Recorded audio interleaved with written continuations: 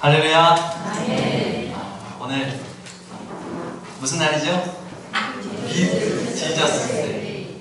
예수님과 동행하는 하루를 저희가 보내고 있습니다. 우리 이 시간에 특별히 토크 설교를 한번 저희가 해보려고 하는데요. 특별한 게 아니고 토크쇼 아시죠? 네, 앞에 보시면 아시겠지만 토크쇼처럼 사회자와 또 이렇게 메시지를 전해주시는 분이 함께 대화하면서 질문하고 대화하면서 이렇게 하는 설교 시간입니다. 내용을 이렇게 그냥 일방적으로 듣는 것하고는 또 다르게 좀 잘 기억이 되고 또 이렇게 궁금한 것에 대한 답변을 얻는 시간이 됐으면 좋겠습니다. 자, 오늘 우리가 모실 분이요 담임 목사님이십니다. 자, 항상 일방적으로 목사님이 하시고 싶은 얘기만 하시잖아요. 우리가 그동안 많이 들어드렸으니까 오늘은 제가 여러분들을 대신해서 우리 목사님에게 질문을 좀 여러분들 대신해서 던지고 우리 목사님을 통해서 답변도 얻는 시간을 가져보려고 합니다. 자, 우리 강사님 모실 때 우리 뜨거운 박수로 환영해 주시고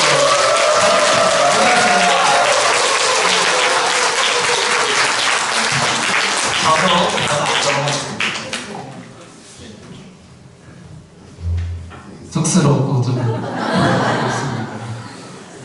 이렇게 늘 설교를 이렇게 앉아서 하면 좀 우리 목사님에게 우리 성도님들 대신해서 예수동의 운동을 저희가 하고 있잖아요. 그래서 우리 목사님에게 제가 질문을 좀 던져보려고 합니다.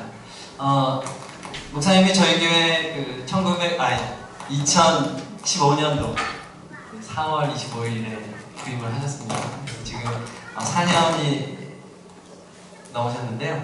우리 목사님께서 가지고 계신 그 비전이 예수님의 사람을 세우는 교회잖아요. 네? 그래서 그 비전을 어떻게 시작하게 되셨는지 그런 비전으로 어떻게 목회를 하시게 된 이유가 있으시다면 이야기해 주시면 감사하겠습니다. 이유는 주님이 이유예요. 주님이 원하시는 거고 또 성경에서 주님이 원하시는 걸 제가 분명히 확정을 했기 때문에 그렇습니다. 그 이유가 전부가 될 수 있고요. 그렇지만 또 과정 중에서 계기를 몇 가지 찾으라고 한다면 찾을 수도 있을 것 같아요. 제가 목회를 시작한 이후부터 생각을 하면 1997년도에 전라남도 진도에 교회를 개척을 하게 되었어요. 진도군의 섬에 교회가 하나도 없다는 소리를 듣고 이제 교회를 개척하러 간 겁니다. 근데 가서 보니까 교회들이 있더라고요. 다른 교파들은 있고 감리교가 없었습니다. 근데 그 이전에 제 처음에 들었을 때는 교회가 한 교회도 없다는 것으로 저는 받았기 때문에 그럼 내가 가야지 해서 갔고, 그래서 진도군에서는 진도 감리교회가 처음 이제 세워지게 되었어요. 그때 교인도 한 명도 없었고 또 아는 분들도 없었죠. 그런 가운데에서 한동안 폐가로 있었던 그 집을 오도관이라고 하는 합기도장이었는데 계속 빈집으로 있었기 때문에 유리도 다 깨지고 바닥은 썩고 그런 빈집이었어요. 그 집을 교회로 이제 리모델링을 하면서 목회를 시작을 했습니다. 교인도 없고 하니까 해야 되는 게 기도고, 그리고 동네를 산책하면서 땅 밟기 하는 거죠. 그때 기도할 때 철야를 많이 했어요. 왜냐면 제가 어릴 적부터 보고 자란 게 철야여가지고 그게 철야가 저에게는 익숙했습니다. 그래서 예배당에서 이제 강단이 있으면 강단 뒤에다가 제가 얘기할 때 이쪽 보고 얘기하는 거예요. 이쪽 보고 얘기하는 거예요. 우리 선생님들을 바라보시면서 저도 좀 더 듣겠습니다. 강단이 이렇게 있으면 뒤에다가 이불을 깔아놓고 1년에 적지 않은 날을 철야를 했어요. 철야한다고 해도 이제 여기서 누워 자다가 깨면 기도하다가 그리고 또 자다가 이제 그렇게 이제 지냈죠. 근데 어느 날 새벽쯤에 그때는 하나님께서 저에게 환상으로 찾아오셨어요. 그날 갑자기 기도하는데 예수님의 십자가가 이렇게 보여주시더라고요. 근데 그곳에 예수님이 계시는데 예수님이 피를 흘리시는데 그 피가 지금까지 제 무의식 중에는 손이나 허리에서 이렇게 조금씩 이렇게 뚝뚝뚝 떨어지는 그러한 이미지였는데 예수님의 가슴에서 피가 확 갈라지면서 피가 저한테 양동이 막 그런 거 붓듯이 확 쏟아지는 거예요. 조금씩 떨어지는 그게 아니었어요. 그러니까 십자가 확 쏟아지는데 그때 제가 굉장히 뒹굴었어요. 뒹굴면서 그렇게 눈물이 나고 한참을 제가 기도를 하게 되었어요. 그때 주님께서 저에게 주셨던 음성이 뭐냐면 주는 그리스도시요 살아계신 하나님의 아들이다. 이 말씀을 그때 저에게 주시는 거예요. 그런데 그 말씀을 제가 신학을 하니까 그때까지 뭐 수만 번도 아마 더 듣고 이야기했을 거예요. 그런데 그날은 그 말씀이 저에게 살아서 들어오더라고요. 예수님이 나의 주인이십니다. 주님은 살아계시는 분이시구나. 예수님이 나의 구원자이십니다. 그리스도이십니다. 주님은 하나님의 아들이셨군요. 그래서 제가 그때 한참을 그렇게 눈물로 기도했던 적이 있어요. 그래 이제 주님의 복음이 제 안에 더 들어오게 되었고, 그리고 이제 목회를 그곳에서 하면서 하나님이 주시는 은혜를 많이 입었어요. 그게 하나의 사건이었고, 또 하나는 15년 전쯤 되겠어요. 그런데 그때는 제가 일기를 안 썼기 때문에 언제인지는 정확하게 몰라요. 그런데 하나님께 비전을 구했어요. 하나님 꿈을 주옵소서. 주님이 주시는 비전으로 목회하겠습니다. 주님 앞에 참 그 갈망을 가지고 정말 간절하게 계속해서 기도했어요. 근데 기도하는데 주님께서 저에게 5가지 단어를 주시더라고요. 예수 사랑, 예수 가정, 예수 교회, 예수 한국, 예수 열망. 그 5가지 단어를 기도 중에 딱 받았는데 제 가슴은 터질 것 같았어요. 정말 뜨거웠고 너무 감격했어요. 그런데 그 다음에 하나님께 제가 이렇게 다시 되물었어요. 하나님, 뭔가 비전이 뜨겁고 충만한 것 같은데 너무 추상적입니다. 실제로 이렇게 제가 물었던 것 같아요. 하나님 너무 추상적이고 이거 범위가 너무 높습니다. 이걸 뭘 어떻게 하라고 하십니까? 그때 주님께서 저에게 다시 말씀하시는 것이 중간에 예수 교회가 있지 않느냐. 교회를 통해서 예수님의 사람 한 사람을 세우는 데만 집중해요. 예수님의 사람 한 사람만 세우는 데 집중해요. 그러면 그를 통해서 예수 가정이 세워지고 예수 가문이 일어나는 것이고 예수 마을, 예수 한국, 예수 열방까지 내가 이룰 것이다. 내가 할 것이다. 그러니까 그때 제 마음의 짐이 정말 얼마나 가벼웠는지 모릅니다. 숨이 턱 막혔던 게 확 풀리는 느낌이었어요. 그래서 예수님의 사람 한 사람을 세우는 데만 집중을 하면 되는구나. 그것을 위해서 교회를 세우셨구나. 그게 이제 지금은 예수 사람, 예수 가정, 예수 마을, 예수 한국, 예수 열방, 예수 마을이 쏙 하나 들어오고 교회가 뒤로 빠졌죠. 그 뒤에 이제 계속해서 기도하면서 보니까 원래 교회는 예수 교회 아니냐, 그런 마음을 주셔서 그 예수 교회가 빠지고 이제 예수 마을을 이렇게 넣어서 지금 5가지 동심원으로 세우게 된 거예요. 그래서 처음에는 예수 사람, 예수 가정, 예수 교회, 예수 한국, 예수 열방을 제가 받았어요. 그것이 또 하나의 계기가 되고요. 이게 좀 이렇게 해도 되는 거죠? 그렇죠? 네. 이 질문이 좀 길어 진행로. 그리고 또 하나의 이제 계기는 제가 2011년 됐을 때 제가 신학을 하고 언제 한 20여 년이 이제 지나는 때였어요. 그때 하나님 앞에서 하나님, 제가 지금까지는 주님께서 말씀하신 것으로 여기까지 왔는데 앞으로 하나님께서 세우실 목회하는 기간을 다시 주님 앞에서 새롭게 받고 싶습니다. 그 갈망이 생겼어요. 그래서 이제 기회가 저에게 닿게 되어서 이제 공부를 다시 시작하게 되었습니다. 공부를 시작하면서 저의 관심은 선교에 있었어요. 그때까지만 해도 선교는 해외로 나가서 하는 선교로만 생각을 했어요.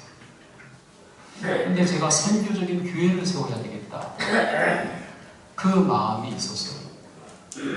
그러면서 이제 공부를 하면서 기도하고 성경을 더 연구하고 책들을 이렇게 보니까 선교는 해외로 나가서만 하는 게 아닌 걸 알았어요. 그건 그런 부르심이고 특별한 부르심이고 하나님께서 사람을 하나님의 형상으로 지으셨잖아요. 그런데 죄로 인해서 하나님과의 관계가 깨졌지.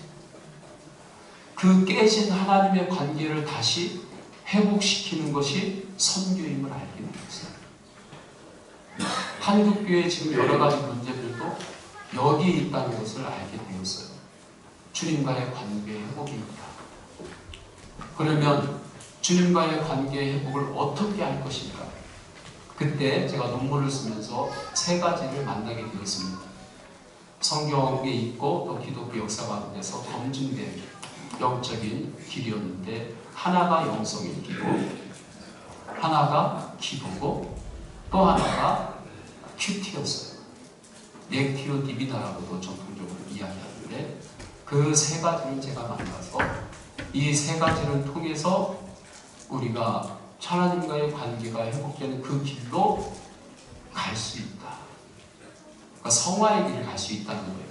구원은 주님의 전적인 은혜로 예수 그리스도를 영접하기만 해도 구원을 받는 거니까 그 이후에 이제 주님의 사람으로 세워가는 데는 이 3가지가 필요하다. 그렇게 이제 제가 논문을 쓰면서 마음 안에 주님이 주시는 그런 구체적인 은혜를 입었습니다.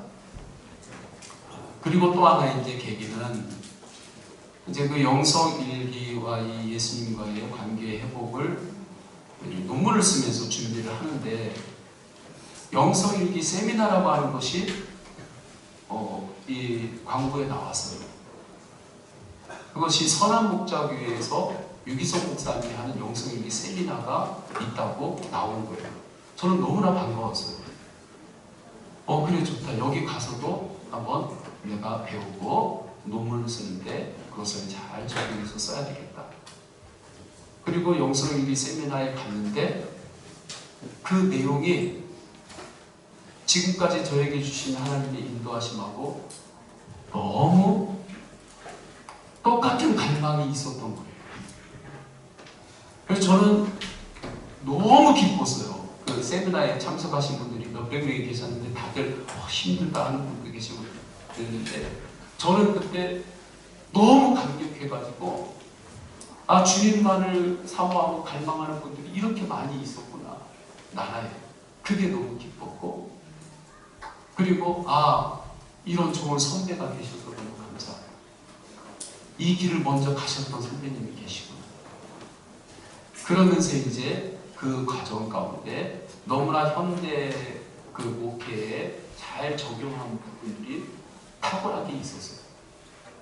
그러면 이것은 사람이 하는 것이 아니라 성령님이 하시는 것이다. 어느 한 개인 목사님이 하는 것이 아니라 이건 성령님께서 성령의 운동을 지금 이 시대에 일으키고 있구나. 그 확신이 들었어요. 그래서 이제 우리 교회에서도 구체적으로 예수 동의 운동을 시작을 하게 된 거예요.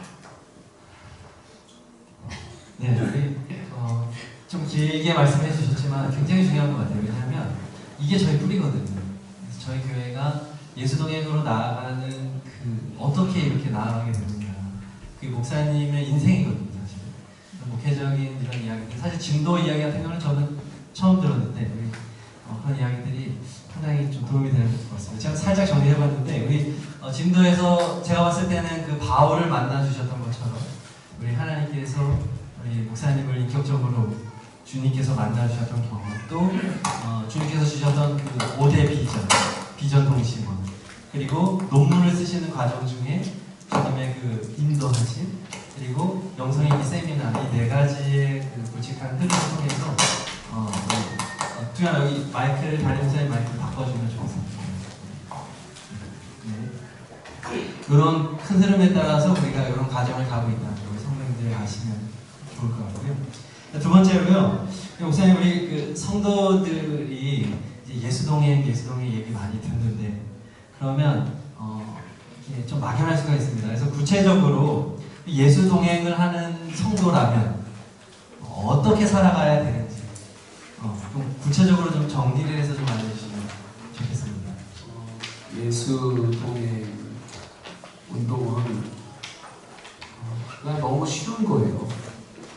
예수님을 생각하며 사는 거예요. 그게 전부예요.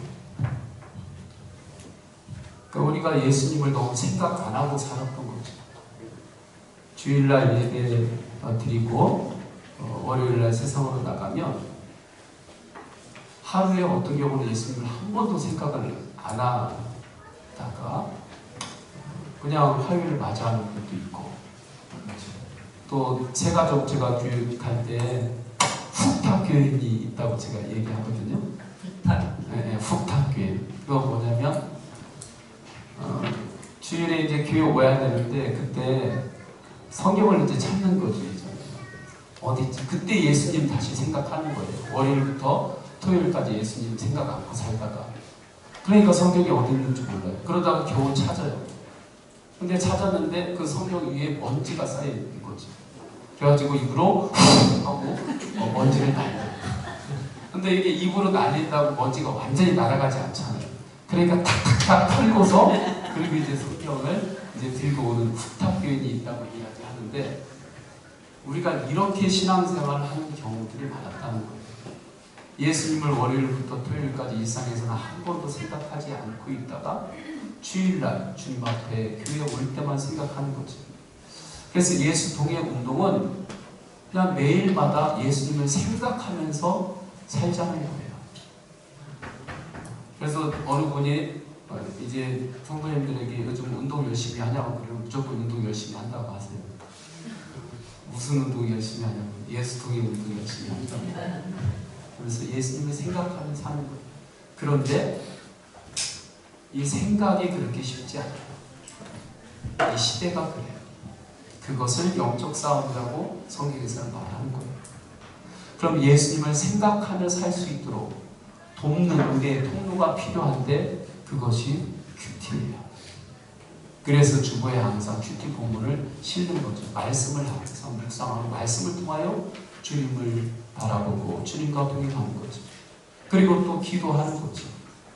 또한 그 받았던 은혜를 또 일기를 통해 가지고 다시 또 매일마다 기록하는 거예요. 그러면 예수님을 생각 안 할래야 안 할 수가 없어요.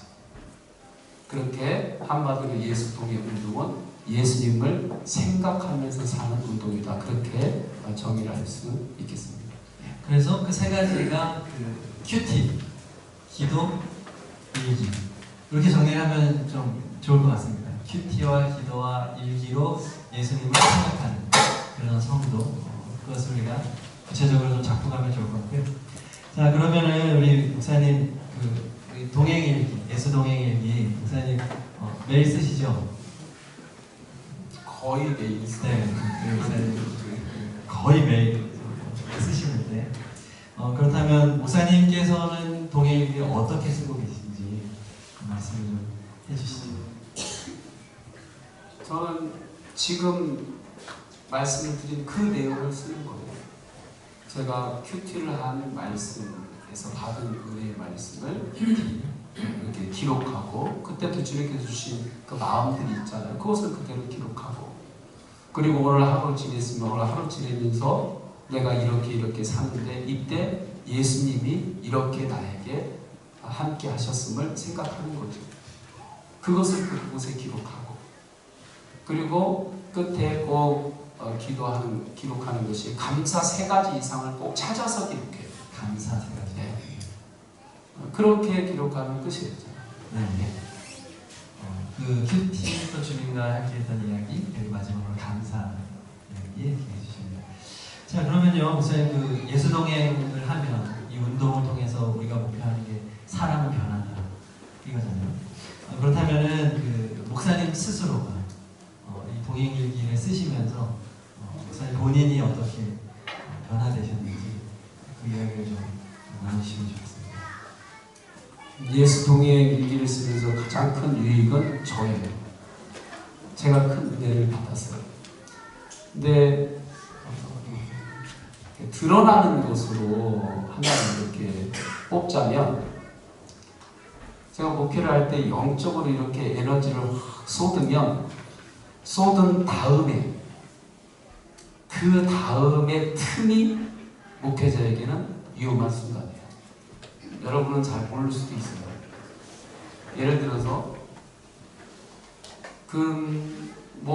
이제 목요일 날부터만 딱 해도 주일의 그 준비에 대한 기동적 긴장감이 가득해서부터 이렇게 쭉 올라오는 거죠. 그래서 주일까지 준비하고 딱 지나면 주일 모든 사역이 다 끝나면 영적으로 다 쏟아붓잖아요. 그럼 그것이 딱 끝나면 그 다음에 빈 공간이 찾아올 수가 있어요. 그때는 생각하기도 싫습니다. 그리고 월요일날 오전에도 이 머리를 더 비우고 싶고 아무것도 하기 싫어요. 이걸 다 쏟았으니까, 마음이나 영적인 애들을 다 쏟았으니까. 그때 주님을 바라보지 못했던 때가 많았어요. 그리고 그것이 정당하다고 생각했어요. 그럴 수 있는 거라고. 왜냐하면 내가 그만큼 영적으로 에너지를 다 쏟았기 때문에 아무 생각 안 하고 지나가는 것은 괜찮지. 그런데 주님이 그것을 원하시는 것이 아니었어요. 하나님의 일은 내가 영적으로 내 에너지를 다 쏟고 그 다음에 채워줄 수 없는 것을 그냥 기다리고 하는 게 아니라, 주님의 일을 쏟으면서 집중적으로 할 때에도 주님이 주시는 은혜가 있고, 그 안에 쉼이 있고, 그 안에 주시는 회복이 있음을 알게 되었어요. 그래서 가장 큰 변화는 이제 주일 예배 다 끝난 이후에도 주님이 생각이 나요. 주님을 바라보게 되고, 주님께 기도가 돼요. 주일 저녁에, 월요일날 아침에. 여러분은 이해할 수 없는 것 같지만 저에게는 굉장히 큰 변화입니다. 예. 네, 감사합니다. 저희 교회 입교인이 우리 여러분들 몇 명인지 아시나요? 제가 196명입니다. 우리 성이. 근데 196명 우리 성도님들 중에 동행일기 과정을 수료한 분이 지금 24명이에요. 이번에 3분이 받는 거 포함하면 27명이거든요. 이 중에서 지금 수료하신 분들과 수료하지 않아도 동행일기를 쓰고 있는 분들이 있는데, 다 합쳐도 우선 한 15명 내외입니다. 지금. 그러면은 입교인 대비해도 이게 10%가 안 되는, 목사님께서 쏟는 에너지에 비해서, 우리 목회자 팀에서 이렇게 쏟는 거에 비해서 사실은 적은 인원 지금 쓰고 있고, 또 잘 쓰시던 분들이 좀 지금 쉬고 계신 분들 수치적으로는 좀 아쉽네요. 목사님께서는 이런 수치에 대해서 어떻게 생각하시나요? 그 부분은 예수 동행 일기를 하고 운동을 하자고 했을 때 정말 이게 될까 하는 생각은 인간적으로 저에게도 있습니다. 왜냐하면 저도 앞뒤 좌우로 모든 것들을 데이터놓고 평가하고 이제 그런 것들을 볼 수 있는 눈이 조금 열렸기 때문에 보통 하는 말로 견적이 나오잖아요. 견적이. 뭔가 이렇게 프로그램을 딱 할 때 이게 견적이 나오는 거거든요. 그런데 이 예수 동행 이것은 처음에 하려고 할 때 견적이 안 나옵니다. 이게 정말 되겠는가? 그러나 저는 된다고 믿어요. 그러니까 몇 분이 쓰고 안 쓰고 이게 아니라 우리가 주님께서 원하시는 길을 가면 주님께서 하시리라고 저는 믿고 있어요. 그리고 일기를 쓰는 게 저의 목표가 일기를 쓰는 게 목표가 아니고 그게 목적이 아니기 때문에 주님과 함께하는 그 은혜의 삶 안으로 우리 성도들이 다 함께 들어가고 그 은혜를 누리면서 사는 것이 그것이 주님께서 원하시는 일, 그것을 주님께서 우리에게 지금 우리를 초청하시는 것이기 때문에 그 부분은 그냥 주님께 맡기고 주님이 원하시는 길이니 갑니다. 그렇게 가고 있어요. 그 다음은 주님께서 어떻게 역사하시는지 우리가 다 함께 보면 될 거예요. 그런데 처음에 이것이 성령 운동이나 이구나 확신했던 것은 놀랍게 이 예수 동행의 은혜 가운데 일어나는 하나님의 백성들이 이 나라 곳곳에서 전 세계에서 불같이 일어나고 있어요. 우리는 우리 교회 안에만 있어서 그렇지 전 세계에서 불같이 일어나고 있어요. 매달마다 수천 명이 계속해서 참여하기 시작하고 그걸 보면 아 성령께서 하시는 거구나 하는 그런 생각을 가지고 있고 물론 15명이 지금 하고 있지만 그 부분은 주님께서 또 주님이 원하시는 길을 간다 그 마음뿐입니다. 네, 수치가 적어서 그만하자는 건 아니고요. 네, 되게 열심히 저도 동참하고 있는데 그 목사님도 이제 거의 매일 쓰시는데 그 목사님이야말로 어려움이 많을 거거든요. 목사님은 그 동행기 쓰시면서 중간에 뭐 그만두고 싶다든지 아니면 뭐 다른 어려움이 없으셨나요? 괜히 시작했나? 우리가 한번 하고서는 이건 태로가 없는 건데 내가 괜히 시작해가지고 나도 힘들고 성도들도 목사님 시작하신 게 많은 것 같아요. 매일 기도도 그렇고 멈출 수 없는 그런 생각도 있을 때가 있었죠. 매일 합심 기도를 제가 이렇게 보낼 때도 정말 기도로 준비 많이 했고 고민 많이 했어요. 이거 한번 시작하면 이제 또 떼지도 어떻게 하지도 못하는데 이걸 어떻게 해야 되나 그런 생각이 찾아올 때도 있었죠. 네. 그럼 어떻게 극복을 하셨나요? 그러니까 그 과정 중에 제가 이렇게 어느 날 깨달은 게 왜 이러한 것들이 어려웠는가 하는 것을 스스로에게 질문을 했어요.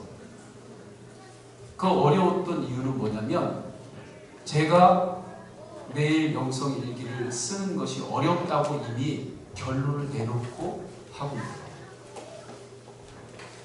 그것을 알게 되었어요. 예수님과 항상 동행하는 것은 어려운 일이다.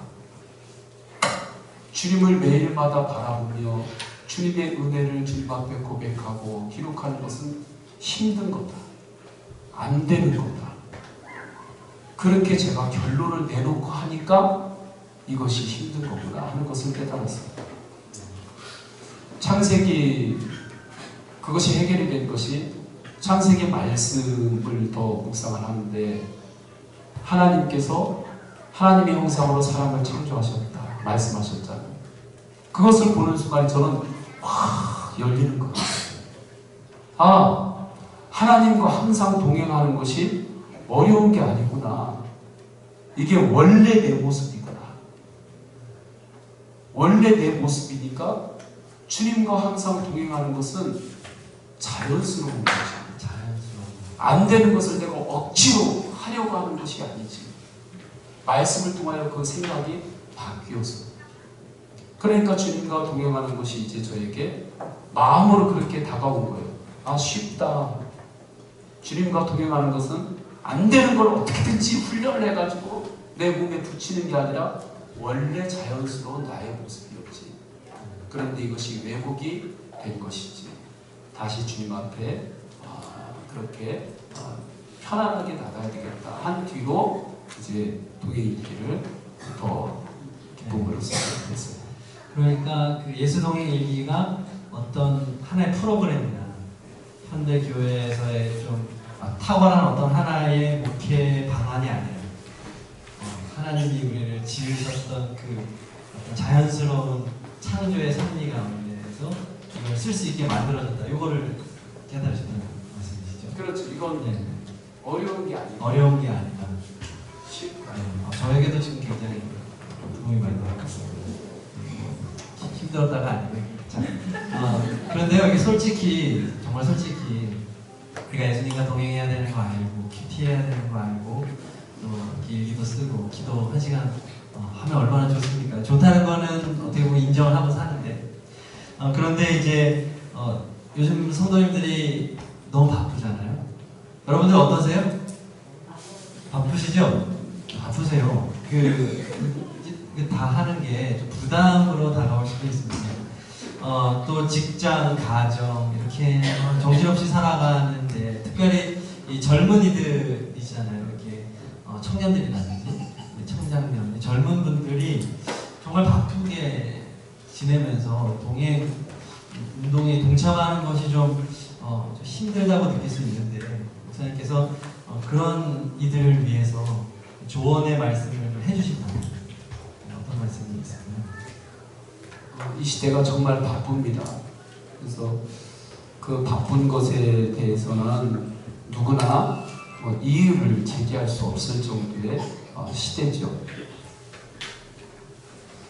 또 목회도 바쁩니다. 성도님들이 아마 생각하는 것 이상으로 바빠요.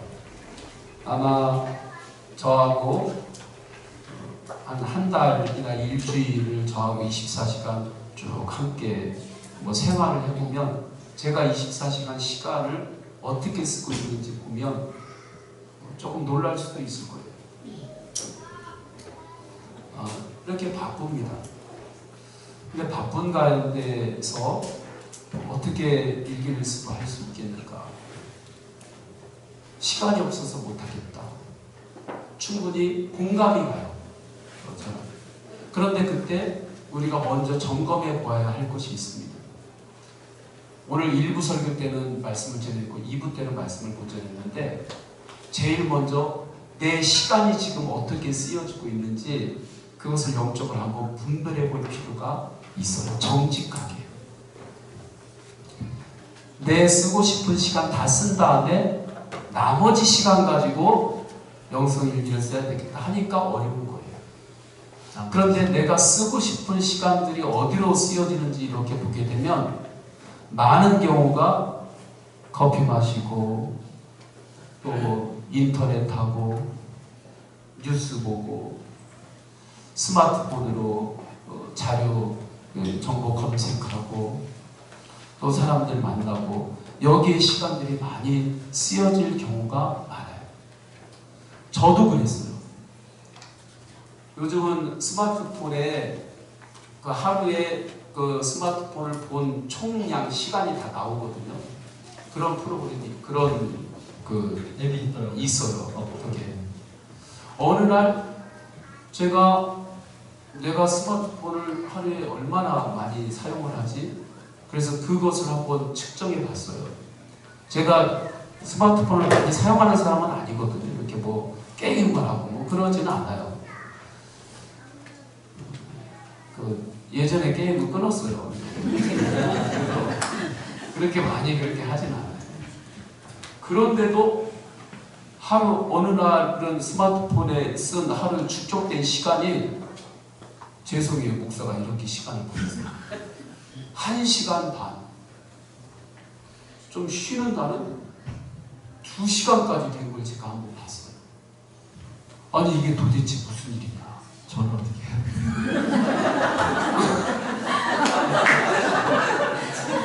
제가 그때 깜짝 놀랐어요. 물론 매일 그렇다는 건 아니에요. 제가. 근데 어느 날 보니까 그렇게 나오는 거예요, 수치가. 저 깜짝 놀랐어요. 제가 집중해서 뭐 시간 정해놓고 보는 사람이 아니거든요.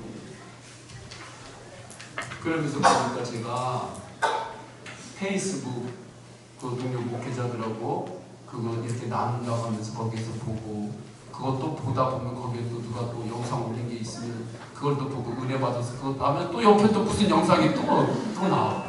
그럼 이것도 무슨 은혜의 이야기지? 그것도 보고, 또 여러 가지 기사 뉴스 검색한다고 이렇게 보고 했던 시간이 그렇게 많았던 거예요. 제가 깜짝 놀라서 그때 하나님 앞에 엎드려 기도하고 페이스북 앱에서 당장 지웠어요. 우리 젊은이들 뭐 꼭 지우라는 건 아니에요. 그렇지만 하나님 앞에 내 시간이 정말 하루에 정직하게, 시간이 없어서 못할 정도로 내가 그렇게 시간이 주님이 기뻐하시는 대로 흘러가고 있는지를 먼저 분별을 해 봐야 되는 거예요. 그리고 두 번째가 있어요. 여기까지만 이야기할게요. 마음이 편하셨는데. 그리고 주님을 바라보고 동행일기를 쓸 때 놀라운 것은 시간이 그 다음부터 더 전략이 돼요. 왜냐하면 제가 예전처럼 마음의 낙심으로 낭비하는 시간들이 줄어드는 것을 깨닫게 됐어요. 이전에는 끊임없이 주님을 바라보고 매일마다 점검하기 전에는 목회자도 마음에 짐이 있고 또 때로는 내가 감당할 수 없는 그런 어려움들이 있잖아요. 근심이 있고 낙심이 있고. 근데 그때는 이것이 근심이고 낙심인지 모르고 그냥 제가 거기에 다스림을 받고 그냥 시간을 1시간, 2시간 보냈던 날들이 많았던 거예요. 그때는 몰랐어요. 그리고 한번 이렇게 마음이 떨어질 때가 있잖아요. 떨어진 다음에 그것을 다시 이렇게 끌어올리려면 그 영적인 에너지하고 시간적인 에너지가 굉장히 많이 들어요. 일주일에서 예를 들어 좀 월요일날, 화요일날 제가 이렇게 좀 떨어졌다 봐요. 그럼 주일날 하나님 앞에 예배할 때는 이제 전쟁을 준비하는 거잖아요. 그럼 화요일날, 수요일날 또 그걸 끌어올려야 되는 거예요. 영적으로, 마음적으로 이걸 갖추고 준비하고 이걸 쫙 끌어올리면 그때 써야 되는 그 시간과 그런 것들이 너무 많았어요. 그런데 제가 에스동일기를 쓰면서 매일마다 주님을 바라보니까 낙심하다든지 염려와 근심이 하던 그것을 이제 빨리 알아차려요. 아, 염려가 네가 맞구나. 근심아 네가 맞구나. 그래 와라. 내가 너를 기도 제목으로 삼겠다. 그러니까 시간이 오히려 이전보다 허비하는 시간이 줄어들게 되면서 오히려 시간적으로는 저에게 굉장히 세이브가 되는 면이 있어요. 이건 실제적인 저의 그 토크 고백입니다. 네, 회복력이 굉장히 빠르다. 이렇게 주의를 중심으로 이렇게 올리는 삶이 아니라 순간순간, 날마다 바로바로 올라가니까 사실 절약을 훨씬 더 많이 했다는 말씀을 해주셨고요. 그리고 또 이 질문이 상당히 많습니다. 그 동행일기를 쓸 때 저희가 핸드폰으로 이제 하거든요. 물론 노트하시는 분도 있지만 핸드폰에 하게 되면 이 나눔방이라는 게 있어서 이렇게 교인들 그 그룹을 지어가지고 일기 수료하신 분들 모임, 2기 수료하신 분들 모임, 또 우리 교회는 청년 모임, 뭐 이런 식으로 이 나눔방에 있어서 내 일기를 같이 공유를 하거든요.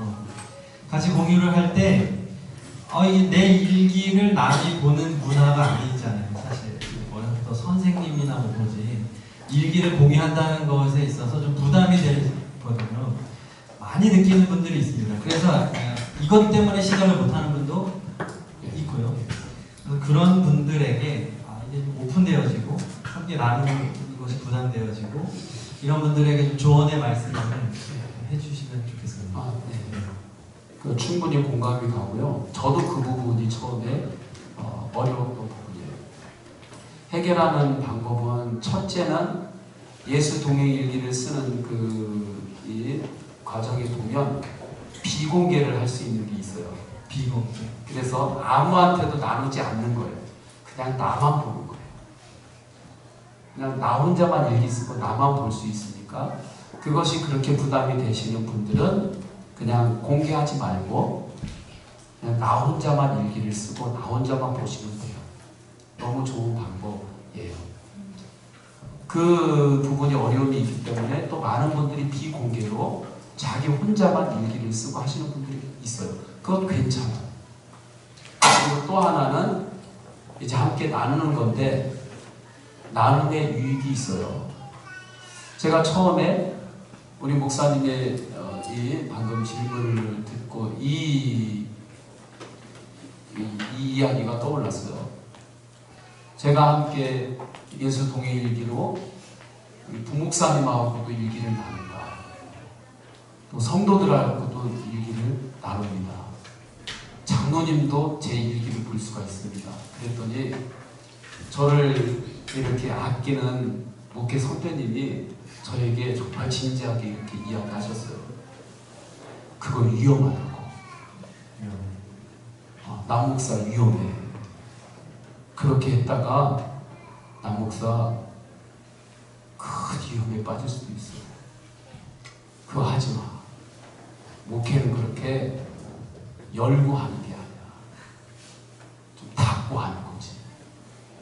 그래서 저한테 정말 진지하게 그렇게 충고하고 이야기를 해주는 분이 있었어요. 그러니까 목회자가 제 일기를 나눈다, 드러낸다 하는 것은 정말 위험한 거죠. 부목사님하고도 이걸 나눈다 그러면 다른 목회자분들이 들으면 다들 막 깜짝깜짝 놀라요. 모험하지 말라고. 그게 나중에 어려울 수 있다고. 그러니까 제가 영성일기 나눔을 하려고 할 때 저는 굉장히 위험한 도전을 한 겁니다. 그것들 이야기하자면 어떻게 보면 위험한 것을 저도 모르고 한 건 아니죠. 그러나 주님 앞에서 주님은 빛 가운데 나오는 유익을 말씀하셨어요. 지킬 수 있는 것은 감추어서 지키는 것이 아니라 드러날 때 지킬 수 있다는 것을 알게 되었고, 그리고 함께 정말 마음으로 나누고 주님을 바라보는 성도들끼리 함께 나눔 방에서 나누면 그 나눔이 서로 중보기도가 되고 또 그 나눔을 통해서 하나님이 주시는 위로가 있고 격려가 있어요. 그러니까 저는 제 속에 있는 것을 계속 털어놓으니까 시원해요. 그리고 제가 이렇게 드러내지 못할 것이 있으면 그것은 안 해야 되는 거죠. 제가 드러내지 못할 것이 있으면 그건 안 해야 되는 거니까 그냥 편하게 나누자. 그럼 나눌 때 처음에는 사람을 의식해서 나누게 되는 것 아닙니까? 사람을 의식해서 일기를 쓰는 것 아닙니까? 괜찮아요. 의식을 해서 쓰다 보면은 마지막 결론이 죽겠다로 안 끝나요. 미치겠다로 안 끝나요. 그래도 감사합니다로 끝나게 돼요. 그럼 뭐가 더 진실에 가깝냐? 그냥 미치겠다, 죽겠다 이렇게 쓰는 게 진짜 그것이 진실인가? 그러나 이렇게 어려운 가운데도 주님을 바라보는 내 감사함으로 나갑니다. 이렇게 고백하고 나가는 것이 진실인가? 저는 후자 쪽으로 보고 그게 믿음의 원리이기 때문에 그렇습니다. 그래서 나눔의 유익이 너무 커요. 그리고 아멘 댓글도 있고 하면 그게 또 재미가 있어요. 힘이 들고. 예. 네, 우리 성도님들 잘 모르실 수 있겠는데 이렇게 목사님께서 쓰시는 것들을 이렇게 오픈하는 경우들이 많지가 않습니다. 사실 목회 현장에서 동행 얘기를 그룹에서 하는 많은 분들 가운데도 특별히 오픈하게 되면 목회자 안에서만 오픈을 많이 하게 되고 성도님들끼리 이렇게 공유하게 되는데 저희 교회 같은 경우에는 좀 많이 좀 신기하게 생각할 정도로 담임 목사님의 이렇게 또 저도 마찬가지 이렇게 목회자와 성도들이 이렇게 이런 것들 다 나누고 있고 지금 밖에도 목사님의 작년도 일기 책이 전시가 되어 있습니다. 제 것도 전시가 되고 이렇게 오픈을 하고 있습니다. 좋은 일이 있는데 사실 제가 그 1시간 기도에 대해서도 좀 여쭤보려고 했는데 지금 시간 관계상 오늘 대회 때 1시간 기도 중심으로 말씀을 전해주셨기 때문에 그 부분은 좀 넘어가도록 하겠고요. 우리 성도님들에게 지금 이렇게 제가 목사님한테 질문하고 답을 해주셨는데 뭔가 좀 색다르지만 유익한 시간이 되고 있다는 걸 느끼시죠? 네. 그런데 이렇게 대화를 얼마든지 할 수 있습니다. 그래서 데이비드 뒤편에 Q&A 함을 일정 기간 좀 비치를 해놓겠습니다. 신앙생활 하시면서 우리 주님과 동행하고 꼭 그 문제가 아니더라도 신앙적인 질문과 상담의 이야기들을 Q&A 함에 넣어주시면 어떤 이야기를 할지라도 우리 성실하게 또 목회적으로 답변을 해드리고 필요하면 만나서 상담하고 이렇게 할 수 있도록 하겠습니다. 오늘 이런 시도가 저 개인적으로도 처음 해보는 거기도 하고 걱정도 많이 되고 했는데 주님의 은혜가 있는 것 같습니다.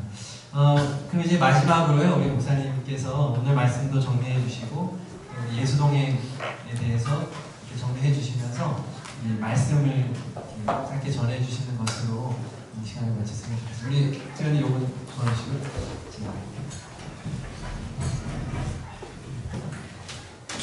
강대상 마이크를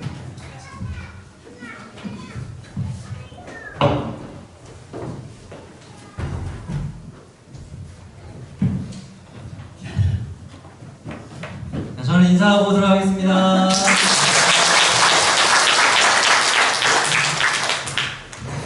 광고 10월 22일 서지방 여소님교회 개사기가 있습니다. 하나님 말씀 데살로니가전서 5장 16절 18절을 보겠습니다. 데살로니가전서 5장 16절 18절 우리 다 함께 한 목소리로 읽겠습니다. 시작.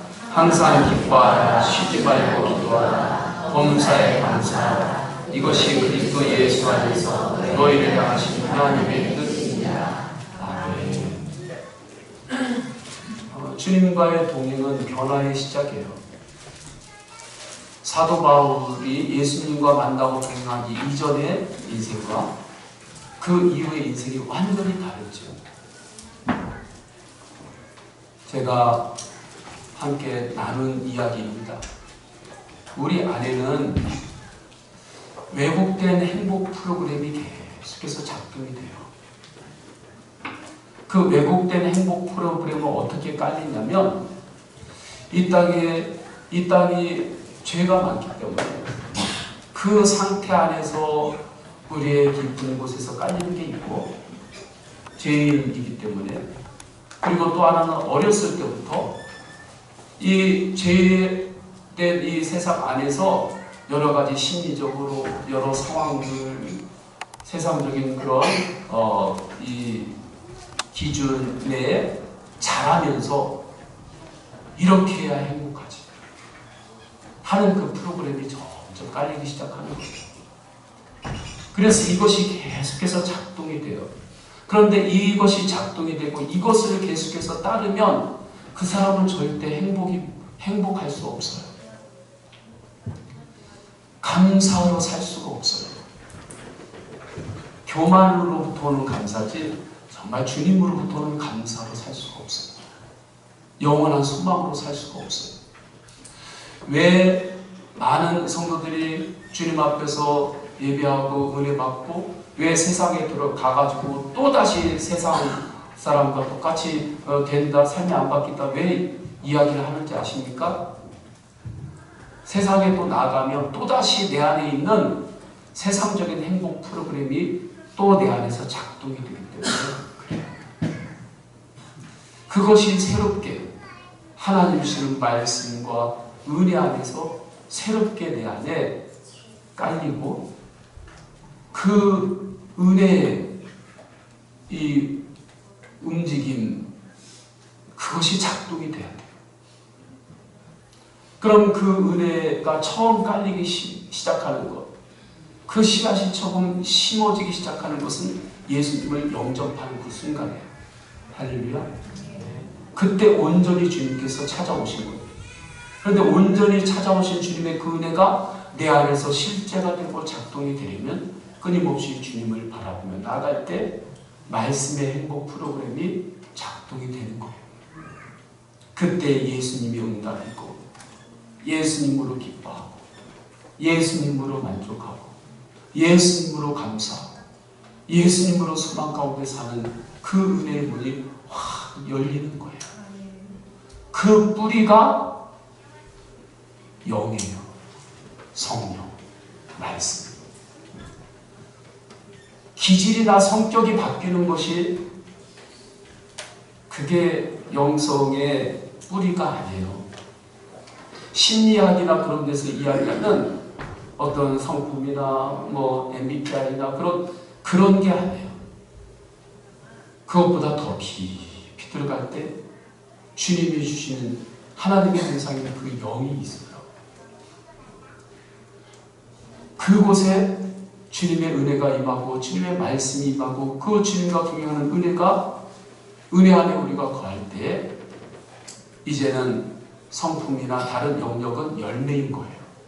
그래서 성령 열매라고 하는 거죠. 그래서 예수 동행이 하나님이 주시는 놀라운 그 축복과 은혜의 시작이에요. 할렐루야. 그리고 예수 동행이 모든 것의 완성이에요. 정말 주님 안에 우리가 생각할 수 없는 엄청난 하나님의 축복이 있어요. 하나님의 기쁨이 있고 감사가 있어요. 엄청난 거예요. 그 주님과 더욱더 기도로, 말씀으로, 동행함으로 나아갈 때 포도나무의 가지가 연결되어 있기만 하면 열매가 맺혀지는 것처럼 우리 안에 성령의 열매요 하나님께서 주신 놀라운 복 가운데 열매가 맺히는 거예요. 이 은혜를 알고 살았던 사도 바울이기 때문에 항상 기뻐합니다. 쉬지 않고 내가 기도합니다. 범사에 감사합니다. 이렇게 고백할 수 있었던 거예요. 이 은혜로 살 수 있는 엄청난 하나님의 능력이 이미 우리 안에는 임했습니다. 할렐루야. 그 은혜로 함께 언제나 살아가는 우리 모든 성도님들이 되기를 원합니다.